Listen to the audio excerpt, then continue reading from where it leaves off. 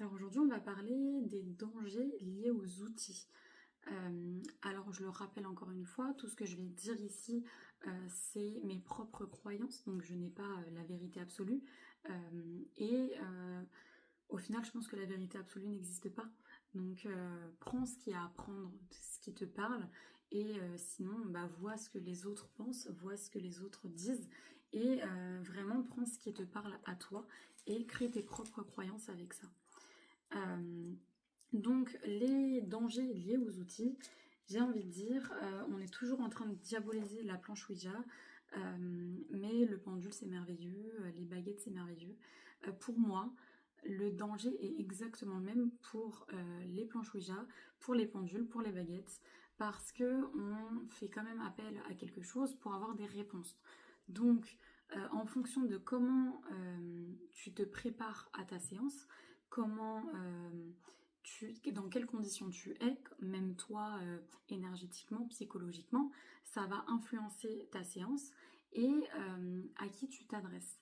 Parce que moi au départ, le pendule c'était merveilleux, j'en ai jamais eu peur parce que le pendule, voilà, je m'adresse à l'univers j'obtiens des réponses.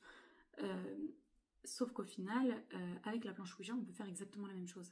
Ce qui est dangereux, c'est quand on ne sait pas à qui on s'adresse ou quand on s'adresse à quelque chose de mauvais. Donc à partir du moment où tu n'établis pas certaines règles, tu peux autant te mettre en danger avec le pendule, avec les baguettes ou avec la planche Ouija. Et au contraire, si tu mets une super convention avec ta planche Ouija, tu peux avoir une séance merveilleuse, totalement en sécurité, alors que tu peux te mettre en danger avec un pendule parce que tu n'as pas fait attention en te disant que le pendule c'était pas dangereux.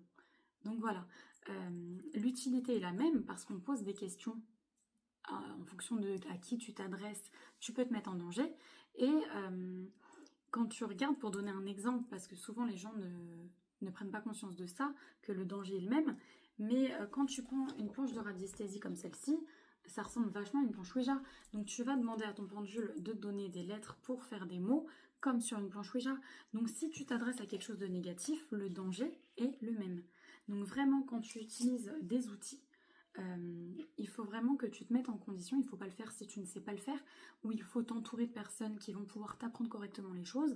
Et dans tous les cas, il faut vraiment penser à te protéger et on n'appelle surtout pas du négatif. Vraiment, parce que tu ne sais pas ce qui va arriver à toi et tu ne sais pas comment tu vas pouvoir être manipulé et comment tu vas pouvoir t'en sortir. Parce que c'est facile d'appeler des choses négatives, mais c'est très difficile de les faire partir.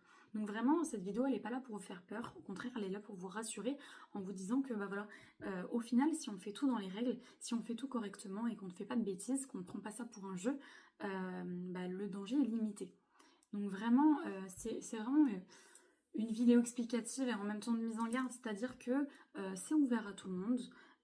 Tout le monde peut utiliser un pendule, tout le monde peut utiliser des baguettes, tout le monde peut utiliser une planche Ouija, mais il faut le faire dans les règles et en toute sécurité, parce que sinon vous allez vous mettre en danger. Le risque est le même pour tous les outils et vraiment, si vous faites face à quelque chose de négatif, c'est très difficile de s'en défaire.